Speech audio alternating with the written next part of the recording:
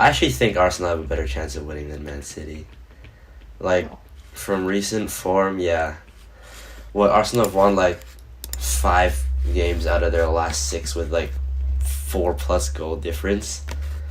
Although they haven't been playing great teams, but Man City haven't looked like... Liverpool. They definitely don't look... Yeah, they definitely don't look the same as they were last season. Partly because I think they didn't have the best summer transfer window, I feel like. And, although they've been kind of unlucky with injuries as well. And Arsenal look like full strength, fully gelled almost, basically. So I think at this moment, Arsenal probably have a better chance, like 55-45 or 60-40, around that. Mm-hmm.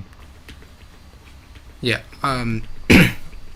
I think with the summer transfer thing, I think we brought in some good players. I don't think they've shown their full potential yet.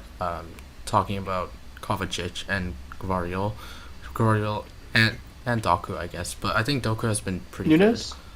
good. Nunes, I don't know if Nunes has been when he's put in a shift, he's been pretty decent, if I'm being honest. Like, he's good on the ball, good at pushing the play forward, which is what I think Pep wants out of center midfielders. But yeah, they're not like key signings that I think would like change the complexion of the team or anything. And especially after losing players like Mahrez and Gundogan, the Gundogan especially was really big because obviously you have Rodri, who is like obviously the best center CDM in the world. He's good at keeping the ball, controlling the midfield. But I think when we had Gundogan with him last season, Gundogan brought in a lot of the same aspects, and losing him has really kind of gotten rid of that backup, really solid midfield. And I think that's really shown because every time City don't have Rodri, they play like there's some mid-table team. So yeah, I think the depth hasn't been as great this season compared to last season, but yeah. Yeah, I also feel like Man City have lost a lot of like impact sub kind of players from last season that could come off the bench and they're gonna make like an impact and change the game, like Mahrez, as you said. Like when you look at the City bench now compared to like last season, it's a little less inspiring. And at the same time, I feel like the overall quality of City has been like reached a peak maybe 1 or 2 seasons ago, and is actually like kind of going down now because like now you've got like, okay, Kyle Walker, I think he's definitely past his prime. He's gotten spun I think a fair few times this season already. I think Kyle Walker, I think it's his time now to kind of go into that decline because he, especially in the last few games, he's been quite poor, I'd say. Like, especially in that Liverpool game, I think that it wasn't just Kyle Walker, but I think it was a whole team for that game. Like, we scored early in the first half, which is really important at Liverpool, at Anfield, obviously, but and then towards the end of the first half, we were pushing for that second goal. But then once we came back from halftime for the second half, and then Liverpool scored that penalty 5 minutes in, from there was no intention to win the game, I think, from any of the City players, which I found really disappointing, if I'm being honest. They just sat back and let Liverpool attack them.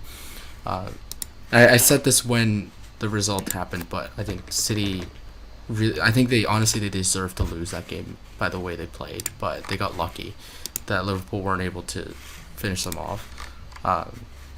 So I think it's been not only the quality of the players kind of dropping, but also kind of mentally. I haven't seen as much of a intensity or desire to win in these big games, especially from the players.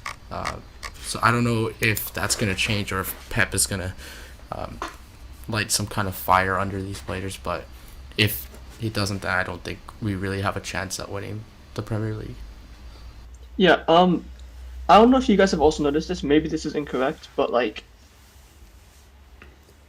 Pep Guardiola players, they tend to not last very long. If that makes sense. I feel like a Bayern, Barcelona before that, I feel like they play really well for like 5, 6 seasons and then they get tired because like playing for Pep is really really demanding. I And feel like maybe that's happening with City. I feel like it's kind of because of complacency because like Pep Guardiola's teams obviously win like a lot of trophies, and so like when you've won the treble already, like your motivation is definitely gonna be like lower, not as high as when you were like still chasing the trophies, chasing your first trophy as a youngster or something, maybe trying to top your career off with the treble. Like now, like they've won it already. I feel like there might be a lack of motivation in the squad, which can lead to like people not trying as hard, like being more like having lower standards maybe, like not having the same intensity to fight in every game when you're down and stuff. So yeah. I also think it has to do with because we've won the treble now and everyone's expecting, everyone knows, or it's widely agreed upon that City are probably one of the best, if not the best team in all of Europe. So I think, especially after winning the treble, the standards and the expectations for every single player has gone up so much that even like small, minor, poor performances are they're firing up conversations about, oh, is this player really declining, or is this player past their prime or something. But I think if you take a step back and you look at the season that City have had, it's actually been pretty good, considering they're only a point off from the top, from second place, or being joint first. So yeah. Yeah. All right. Yeah. I feel like it's always a big picture. It's never just one thing or another thing. Like complacency is part of it. I think Man City in isolation, like without much context of other seasons, have had a good season. And I think it's also like players are getting a little bit tired. Kyle Walker, especially, I think he's declined a little bit.